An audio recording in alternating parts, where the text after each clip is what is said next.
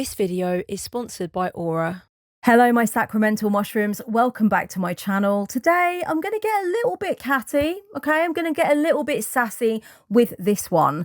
I want to talk about some specific archetypes and patterns of behavior that I see in the spiritual teaching space that make me lean into mistrust and suspicion. These are particular types of spiritual teacher that I would not personally work with, that I do not feel would be conducive to me having a good time, okay? Obviously, you know, like full disclosure, in case you're not aware, I am a spiritual teacher. In other words, I do impart spiritual teachings. I am a witchcraft author. I do run workshops and give sessions around offering spiritual counsel on various things, okay? And I have read a lot of books and watched a lot of videos. I've imbibed a lot of resources over time from spiritual teachers. I can credit some of them with a lot of my own development and progression in my own spiritual journey. However, along the way too, I've seen some behaviors, some tendencies, some beliefs that I find to be really worrying, and that's what I'm going to be talking about today. You work with who you want to work with. If you disagree with me, let me know down in the comments, okay? This is not a cult. You have the right to disagree. You have the right to speak your mind here. But I'm going to talk about some things that for me are red flags. I'm having fun with this one, my darlings, okay? I'm not being too terribly serious. I just want to talk about some things that bother me, some things that frankly just don't pass the vibe check for me. So take a walk with me. Let's go together into some of these archetypes, and you can tell me if you feel the same. The first type of spiritual teacher that actually really gets on my wick is the Manifestation Trustafarian. And for anyone that doesn't know, a Trustafarian is somebody from a wealthy background who is very hyper spiritual. They can afford to divest from having a normal job and ordinary responsibilities. And instead they spend their time like driving around in a really souped up van or living in a lofty apartment with a massive crystal collection. They do psychedelic drugs. They visit spiritually significant sites, and they seem to have like an endless stream of money. Hey, hey, hey. For me, a Manifestation Trustafarian is somebody who is shilling the manifestation doctrine. They are leaning into that really hard, okay? So it's the idea that if you just hold a specific vibration and have a specific kind of thought pattern, you'll be able to bring in the things that you want and have the life that you desire. So it's really all about being a match for what you desire, and then it kind of like manifests into being. You get the life that you want, right? From thinking the thoughts that you're supposed to think. This type of spiritual teacher is usually using their own very aspirational life as the kind of image focal point for their brand and marketing. So they will show, you know, their beautiful apartment that frankly smells of family money, or like I said, you know, their beautiful van with all the props and accessories, or their massive collections of crystals and clothes, and they will link that to their manifestation doctrine that they're selling you. They will kind of say, you know, look at my life, look at everything I enjoy, look at the traveling that I get to do. I got all of this from manifesting it, and I can teach you my ways. I can show you how to do the same thing. I always get a sense from this kind of teacher that they don't really have a strong appreciation for the socioeconomic and geopolitical factors that might prevent somebody from being able to do what it is that they've done through manifesting, you know? Teaching manifestation in this way therefore becomes kind of a little bit blamey, doesn't it? It's really like, well, you're not manifesting what you want and desire because you're not holding your vibration high enough, or you're not going into the thought exercises that I'm selling to you. And really, never is the financial status of this teacher brought into the light. So although they use their life for aspirational sort of marketing purposes, it's never really discussed that they probably had quite a nice privileged footing in life to begin with, and that something is going on that's just a little bit more than manifestation, if you know what I'm saying. I always feel like that is very covert. That's always a little bit shady. That's not really discussed. It's not really talked about, but I often feel that that is what is going on. Manifestation Trustafarians never seem to have many burdensome earthly ties to this reality, right? They're not dealing with a chronic illness that's making them bedbound. They're not taking care of a sick relative, right? They don't seem to be dealing with any of that. And I don't really trust teachers that don't seem to have considered anyone who is dealing with that kind of stuff, right? They don't know anyone who's dealing with that kind of stuff. They don't really seem to care about anyone that's dealing with that kind of stuff. They've got their one doctrine and it worked for them. So, you know, like, you're a loser if it doesn't also work for you. That's the vibe that I get from these people, okay? I don't mind teachers coming from affluence and having money and having privilege and having a good start in life, but I want them to be honest about that, about how they got the means to do that. So yeah, I think that's the first kind of teacher that I sort of like give the side eye to, I reckon. The second second type of spiritual teacher that bothers me is the gaslighting guru. This is absolutely rife in spiritual communities. This is the type of teacher that thinks that any time you do not agree with their teachings, or their teachings didn't work for you, or you don't understand something, it's because of a defect within you. It's because of something in your shadow that you need to deal with. So the gaslighting guru will never accept any critique for anything that they're teaching, and they will never accept that it could be wrong. What they do is they put it back onto you and they make it into your problem. They blame shift onto you and they make it into your responsibility for understanding something that in their mind and according to their framework is perfect and cannot be questioned. Did anybody watch that Netflix documentary about the Twin Flames universe? It's called Escaping Twin Flames.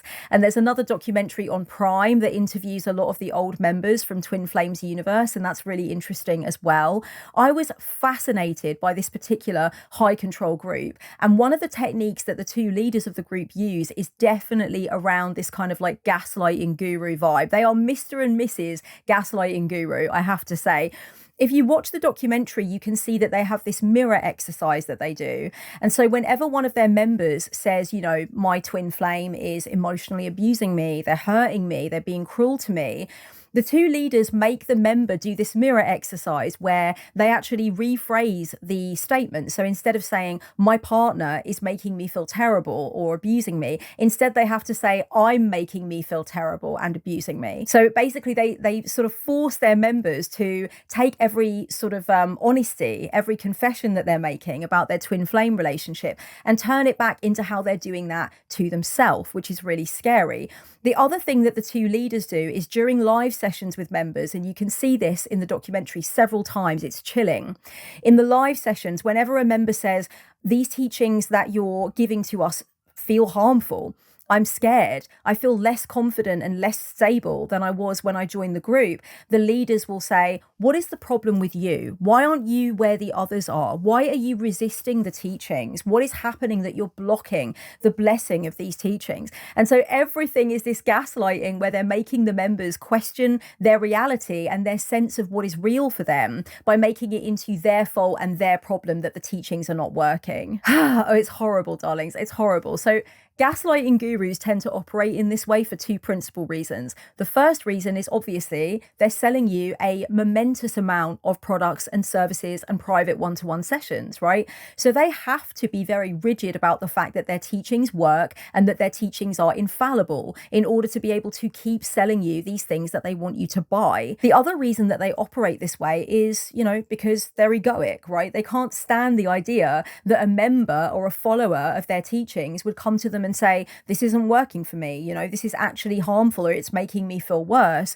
Instead of actually owning that and thinking, okay, how do we tweak the teachings? Or maybe this person isn't right for the teachings. A gaslighting guru is very egoic. So they are going to immediately put that back on you and tell you that you are actually not doing the teachings properly or you're not trying hard enough. Darlings, whenever I'm looking for a healthy, no nonsense way to put more spiritual focus into my life without the drama and without the theatrics, I use Aura. It's an incredible wellness and sleep app used by over 7 million people worldwide. And believe me when I tell you, it is packed with different tools that you can use. It's got ASMR on there. It's got sleep stories. It's got coaching. It's got breath work. It's got sounds. It's incredible. I really enjoy using Aura to bring together different tools to help me with stress, to help me to go through my shadow stuff, and to really help me lean into the value and power of meditation and mindfulness.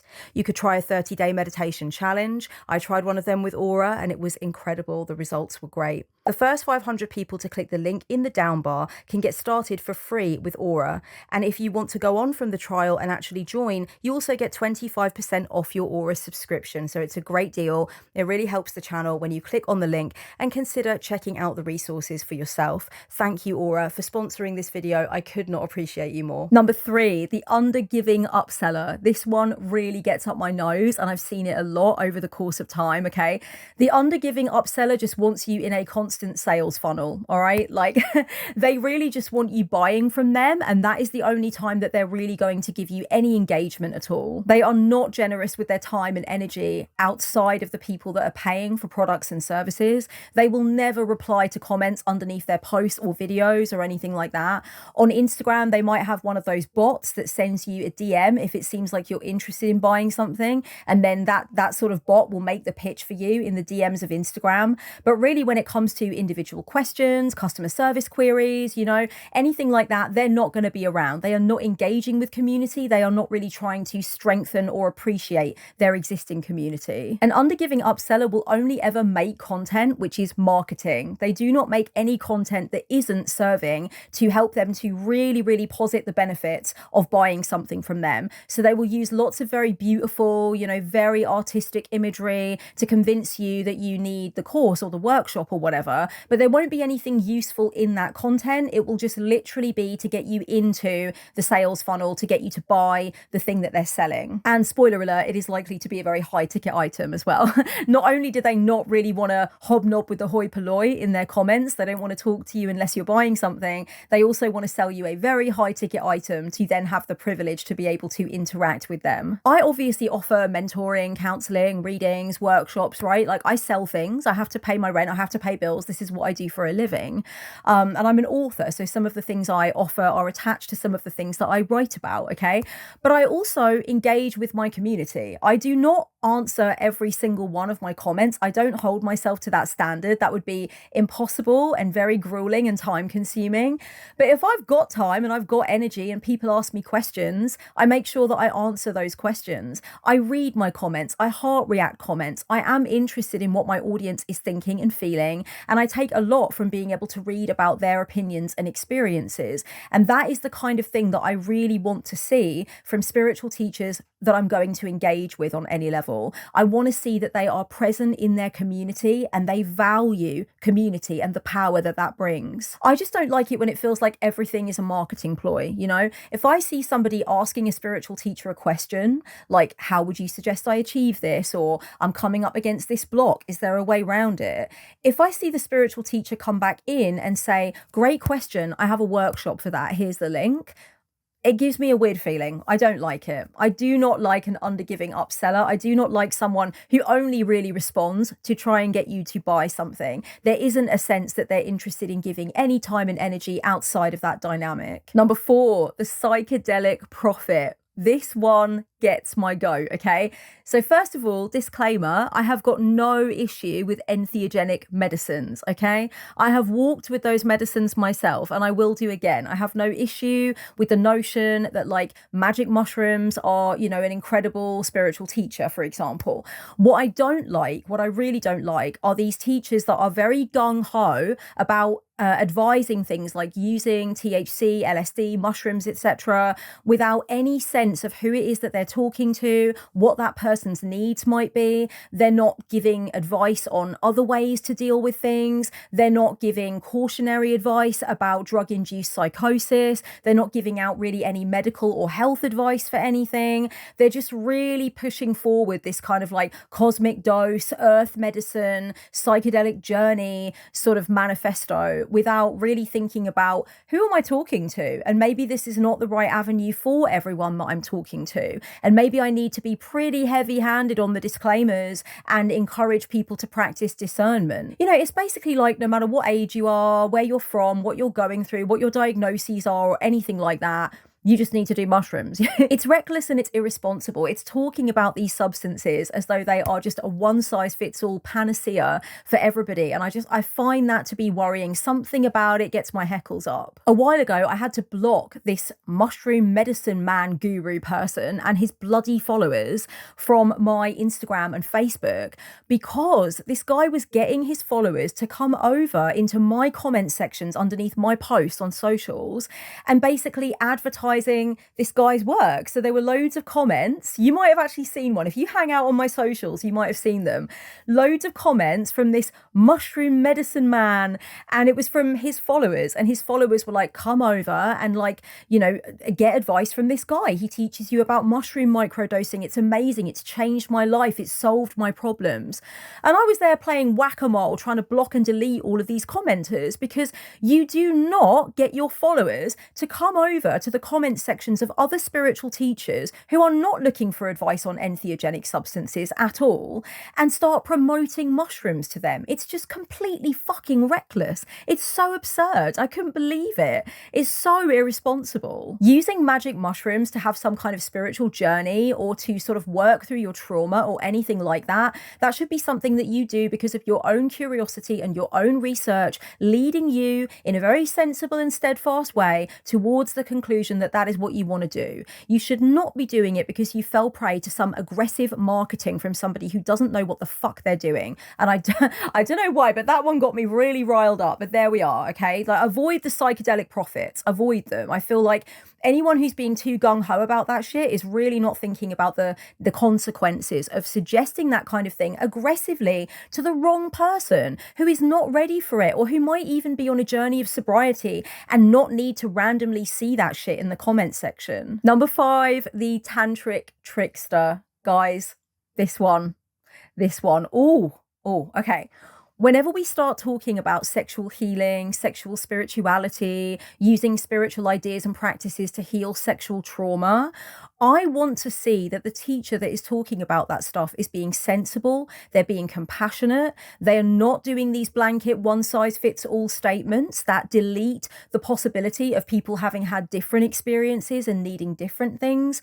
I want to know what their credentials are. I want to know really where they're coming from, because this is where things get really serious. And I have given the side eye to a lot of teachers I've seen over the years who are talking about sacred sexuality, sexual healing, all that kind of thing. There are some really dodgy elements to this area of the spiritual teaching spectrum. I don't like to see male teachers who are talking about this kind of thing, that when you go to their website, they are, you know, draped in these young, hot women that are tied up in shibari all over them like a cloak of flesh, and they're sat there in the middle like some kind of, you know, sex god Crowley for the modern age or something. I see that and I think, who is this for?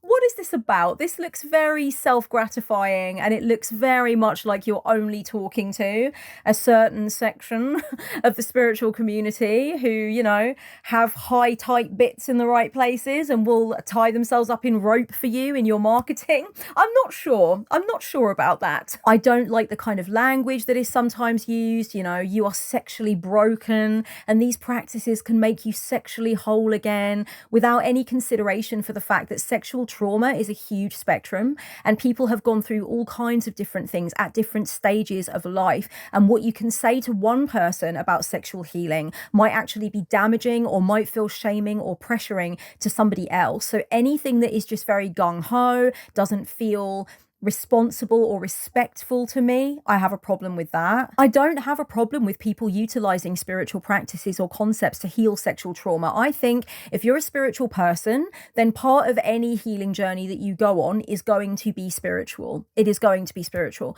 But do I think it should be the whole animal? No. And do I think that you should be watching out for self-aggrandizing sexual teachers in the spiritual realm who seem to use very high glamour, very overtly sexual imagery to get their message across? Yes, I think you should be looking out for that. Yes, I think that could be a red flag. Is it a sexual spirituality teacher, or is it a potential sex cult leader in the making, darlings? That is my question. And by the way, before I move on to teacher number 6, I do happen to know that tantric practices are about so much more than tantric sex, okay? But I had to say the Tantric Trickster because I love alliteration and I'm trying to have fun with this, okay? Please let me have some fun. I'm talking about some really heavy shit and I just want to have a little bit of a giggle along the way. Please allow me that. The Apolitical Peacenik. This is a type of spiritual teacher that I do not vibe with, and I want you to come and slap me directly round the face if I ever become an apolitical peacenik, okay?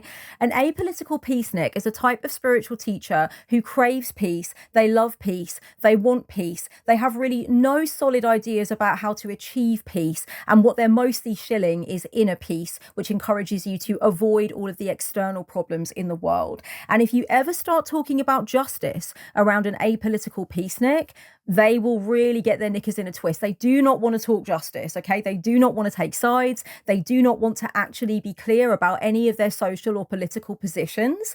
They just want to varnish everything over with the peace vibes. But really, when we get down to brass tacks and talk about what exactly is peace, how do we achieve it, you know, and what needs to come before it, that's where things become like really dangerous for that kind of teacher, because they don't want to actually sort of throw their hat in a ring on anything, essentially. They have removed themselves largely from the responsibility to speak out in defense of anyone or to make their positions clear on anything. And they actually thoroughly resent spiritual teachers who are making their positions clear and who are actually taking a political stand. They will shame those teachers. They will try to distance themselves from those teachers and make out that those teachers are troublemakers, you know, or that what they're doing is antithetical to peace. So the Apolitical Peacenik can actually be kind of vicious when they feel as though they're under any kind of pressure to make their positions known in the community or around political situations that are occurring in the world. They will also shame any of their followers who are feeling angry about anything that's happening politically. They will shame any followers who have asked them to please just clarify their political position on something, which I think is a person's right to do if they are supporting a spiritual teacher and following a spiritual teacher. I think they have the right to ask that spiritual teacher, what do you think about this? You know, what is your position? The spiritual teacher doesn't need to answer, but I would question why they don't answer. And if they shame that person for asking, I really think that's a red flag. That is a problem for me. There was a pretty big tarot reader in the community a little while ago who made a very apolitical post where they were just saying basically, you know, it's a really tense time at the moment. We all need to drop into our intuition to be able to get through this time of tension that's going on in the country. And it was in relation to Trump becoming president again. And underneath that post, there were so many people saying, please don't make this kind of apolitical statement. If you do not want to come out in support of the people that are being directly affected by Trump and his decision making, then just don't say anything. Doing something apolitical that varnishes over stuff and two sides stuff is not good. It's not healthy, right? People are losing their jobs. They're losing their homes. They're losing their rights. They're losing their sense of safety. And this statement is not it. And actually, I can really understand why that was the reaction and why that was the pushback. Apoliticism in spirituality actually tends to offend me. If somebody is in a position of any kind of spiritual relevancy and visibility, like if somebody is running a business, they have books, they have standing in the community, they're booked to speak, etc., then I feel like that is the point in their career when they should be having some political opinions and standing by some points of view about anything, guys, just like anything that would be a real world concern. After all, that is where we put our spiritual ideas and practices into motion, isn't it? In the real fucking world. So a spiritual teacher that is too scared to risk anything, to say anything about anything real, is a spiritual teacher that I choose not to trust and not to work with personally. And on that note, fuck Trump, fuck white supremacy, fuck fascism, and please click the link below to my Substack essay where I make my political positions clear around this Trump presidency, as I think spiritual teachers really should do if they're worth their soul, is, you know what, put it on the line, say how you feel, say what you care about. I need to know you fucking care about something or someone outside of you and your bottom line, which is money. And I think just a quick addendum to that, my darlings, would be that if somebody is in a position of spiritual, you know, visibility and respect, and they have a lot going on and they're making money doing what they're doing full time, etc., I would at least like to see that they're directing us to some charities or some organizations we can donate to, or some things that we can think about reading that will kind of like elevate our level of consciousness around specific social justice issues. I just want to see something. I want to see something. Is it so much to fucking ask? I really want to see something, you know, some kind of passion, some kind of conviction, some kind of concern for other people aside from that spiritual teacher themselves and what they're doing. Number 7, the Shit-Stirring Gatekeeper. This teacher is somebody who puts a lot of emphasis on how much they disagree with anybody in the same spiritual space as them who is doing things differently or who is suggesting a different kind of methodology. This teacher is very, very certain that they are the one that has the blueprint for what is the correct way to work with a goddess or to do a specific whatever it is. Now, taking out closed practices and indigenous practices, because I think it's fair enough that people teach what it is their their business to teach and that we keep our grubby paws off of that shit. Okay, I do believe that.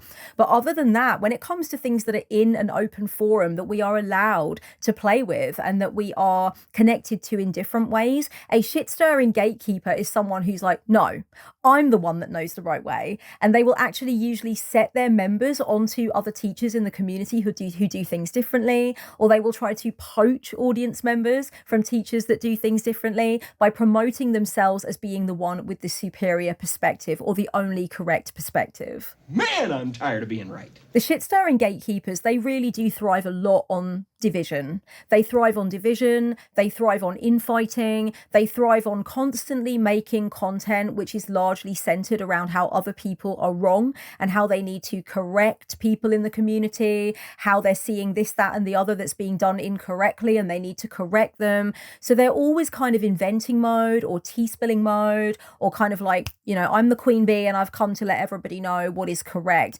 Now, they might have a really good point of view. They might have a perspective that's really worth listening to. But if that is over half of what their content is about, I find it uncomfortable. I find that it kind of like gives me hives. No one else's opinion in the community is valid. Nobody else has a worthwhile point of view, right? This kind of teacher will get into public spats about that. Over time, I've seen a few teachers, a handful of teachers that just want to always be in opposition to something. Like the vast majority of messaging that they put out online is about how they're opposing this and they're saying no to that. And they've seen this fuckery that they want to set straight. And this person over here is doing this wrong.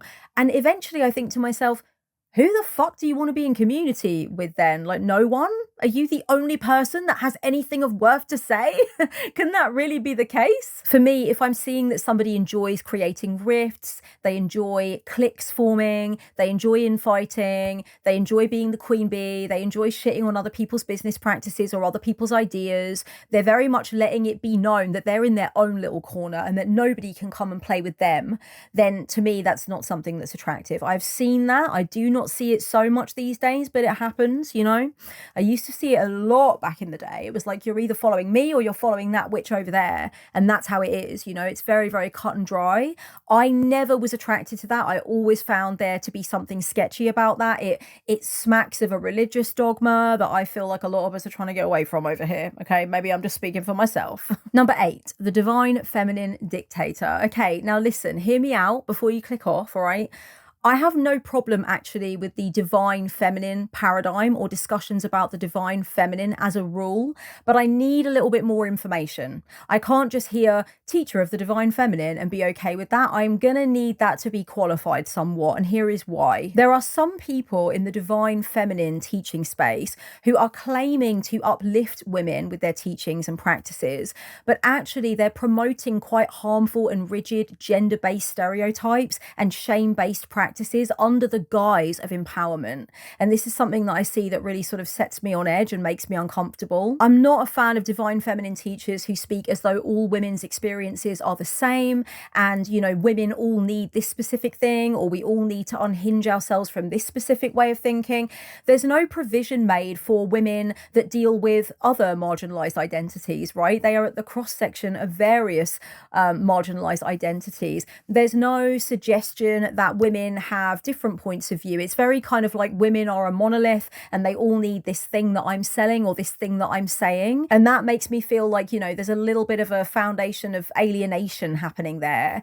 And to be honest with you, I just don't vibe with the fact that teaching divine feminine energy should only be for people that identify as women anyway. I think the divine feminine is in absolutely everything, because I think every archetype is in absolutely everything and everyone. So already it doesn't really vibe with me. It's not my flavor anyway, you know, but when it seems to be that there's a very rigid idea of, you know, what being a woman is or what being feminine is, you've kind of lost me at that point. If somebody is a teacher of the divine feminine and all of the imagery on their website is like thin, white, conventionally attractive, cisgendered, able-bodied women with not very much on, in floaty things and flower crowns, you've definitely lost me there. I don't know if I have to explain that anymore, but I won't. I'm just going to assume that if you're watching this, you probably get what I'm saying. Like, it's just, it's a very rigid idea of what it is that we're going for here. And I just feel like the divine feminine is so much bigger than that. And the people that are looking for that kind of information are so much broader than that. It kind of makes you feel like you've got to fit yourself into this. Oh, we're going to a rave. Some teachers of the divine feminine will be very catty or very judgy with anyone who comes along and questions the teachings or critiques things or asks questions or says, you know, I'm not quite comfortable with that. Can you explain that further? I was on the Instagram of a divine feminine teacher a while ago, and somebody in the comments was basically saying, you know, well, I feel this way about sex. I know you're saying that this is divine feminine, but I'm very much like this.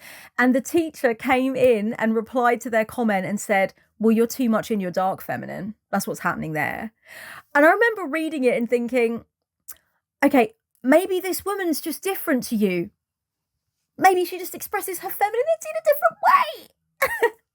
What, you're overdosing on the dark feminine? I'm like, I don't know what that is, but I'm outie 5,000 right now. Okay, I cannot with this. And the person had a perfectly legitimate point, which I actually agreed with. And to have this person just come in and shut it down and be like, you're too much in your dark feminine, honey. I have a workshop for that. I was just like, yeah, you know what? This is not the vibe. I'm not feeling that this is passing my vibe check personally. If by divine feminine, you mean that you're going to be promoting a standard of womanhood, which is rigid and which forces us further towards a lot of the oppressions that we're saying that we want to, you know, sort of detach ourselves from, it's a no from me. That's all I'm saying. But like I said, I need more information, okay? Divine feminine in general could be a good fucking time. I could really enjoy it, but I am going to need more information before I make my mind up, darling. Number 9. Okay, this type of spiritual teacher I definitely look out for. Whenever I see anything like this, I'm unsure, okay? And it's basically this us and them kind of thing that runs through their teachings. So things like, you know, once you've unplugged yourself from the matrix, you're going to find it really difficult to hold conversations with and be around people who are still within the matrix. Or, you know, once you're doing your deep work and you're reaching enlightenment or whatever it is, you're going to find it really difficult to hang out with those peasants that don't understand what's going on anymore, right? So it's really this sense that you're going to feel separate from people who aren't as far along as you are with whatever you're doing. And I don't mind, you know, I understand that sometimes when we start to make big leaps and developments in our awareness and our spirituality, we do sometimes do a little bit of a switcheroo when it comes to family members that we will tolerate spending a lot of time around, or friendship groups that we may feel a little bit less connected to because our focus has changed. But I think when the spiritual teacher is making it this big thing of saying, you know, you will ascend to the level above human, right? Very Halo Bot, very Heaven's Gate. I'm not really about that. I'm not about this idea that spiritual teachings necessarily detach you from anyone who's not doing those same teachings. And then it will be impossible to talk to these Luddites anymore. You know, you're just going to have to get away from them. It's like, wow, fucking hell. That doesn't sound good. That doesn't sound like something that is very spiritually healthy to me. I like a little bit of a sense of, you know, if you need to move away from someone who is overstepping your boundaries, or that you do not forge close relationships with people who are politically very opposed to you, that's fine. But when we start talking about levels, when we start talking about like, when you get up to this level, you're not going to be able to tolerate people that are down here. It's like that kind of thing is a little bit worrying, because it's encouraging the spiritual seeker to thrive on a sense of superiority. And I don't really see how that's going to do anything spiritual for me necessarily. I also have noticed over time some spiritual teachers who encourage their audience to do things like question your friends and family about whether or not they believe these things. And if they don't, then that could be suspicious and you might need to move away from them.